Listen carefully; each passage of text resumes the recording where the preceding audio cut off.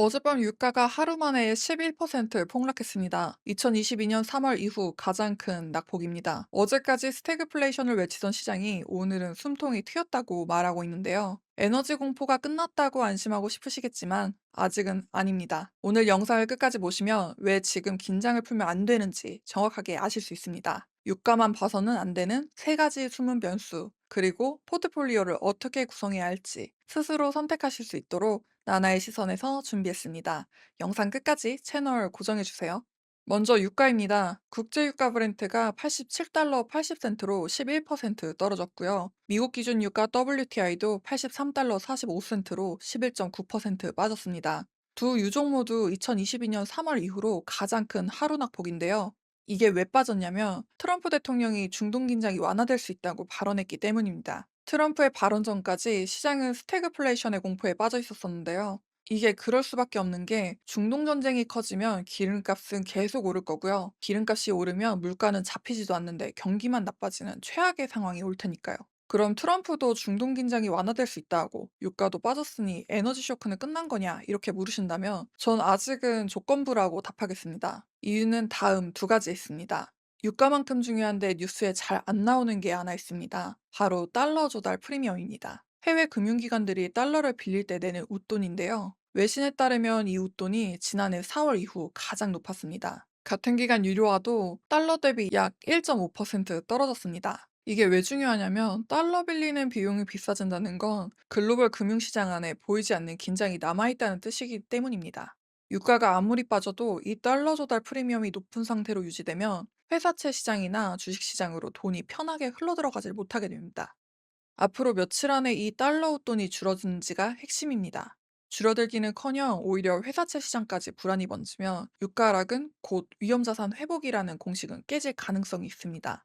다음은 영국의 중앙은행입니다. 외신에 따르면 스탠다드 차타드와 모건 스탠리가 영국 중앙은행의 첫 금리 인하 시점을 뒤로 미뤘습니다. 모건 스탠리는 원래 3월에 내릴 거라고 봤었는데요. 이걸 4월로 늦췄고요. 스탠다드 차타드는 2026년 말 기준금리를 3.25%로 전망했습니다.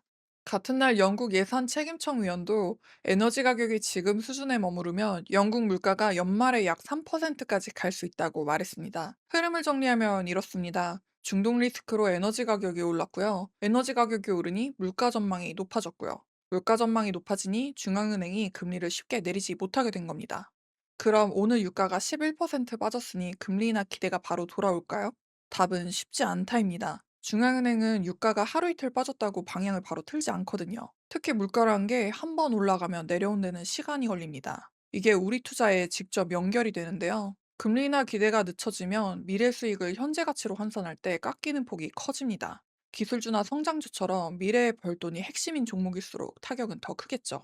유가가 빠져서 좋은 것 같지만 금리 부담이 안 내려오면 나스닥이나 반도체 지수의 반등폭은 기대보다 작을 수 있다는 뜻입니다. 이번엔 정책 대응입니다. G7 에너지 장관들이 긴급 회의를 열었는데요. 비축유 즉시 방출은 결정하지 않았습니다. 대신 국제에너지기구의 방출 시나리오를 정교하게 검토해달라고 요청만 했을 뿐이죠.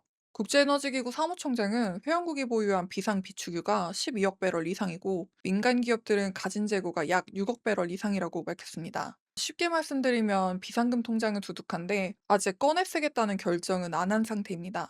정부가 개입할 수 있다는 가능성 자체는 유가 상단을 눌러주는 힘이 되지만 검토와 실행 사이에서는 큰 차이가 있습니다. 이 검토가 실제 방출 결정으로 넘어가면 유가가 한 번 더 눌리면서 금리와 주식 쪽에도 숨통이 트일 수 있는데요. 반대로 검토만 길어지면 시장은 정책 신뢰를 빠르게 잃을 수 있습니다. 말과 행동을 구분해서 봐야 하는 구간입니다.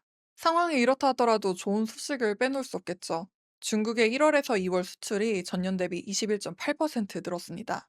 시장 예상치가 7.1%였으니 3배 가까이 웃돈 겁니다. 무역 흑자도 2,136억 달러로 커졌습니다. 글로벌 경기가 꺼지고 있다는 우려를 일부 늦춰주는 데이터인데요.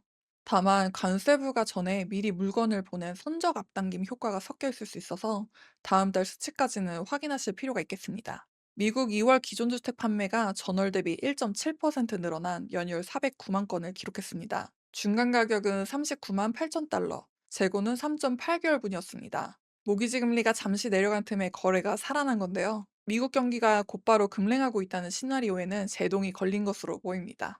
AI 투자 소식도 이어졌는데요. 싱킹머신스랩이라는 AI 스타트업이 엔비디아와 최소 1기가와트 규모의 차세대 칩 장기 공급 계약을 맺었습니다. 이 정도면 약 75만 가구의 미국 전력 공급에 해당되는데요. 업계에서는 이 규모의 AI 인프라를 짓는데 약 500억 달러가 필요하다고 밝혔습니다. 퀄컴과 웨이브도 자율주행 AI 협업을 발표했고요. AT&T는 향후 5년간 2,500억 달러 이상을 미국 통신망에 투자하겠다고 밝혔습니다. 로다 AI라는 로봇 스타트업도 4억 5천만 달러를 조달하면서 17억 달러의 기업 가치를 인정받았습니다. 이 소식들이 의미하는 건 AI와 인프라 설비 투자 사이클이 아직 꺾이지 않았던 겁니다.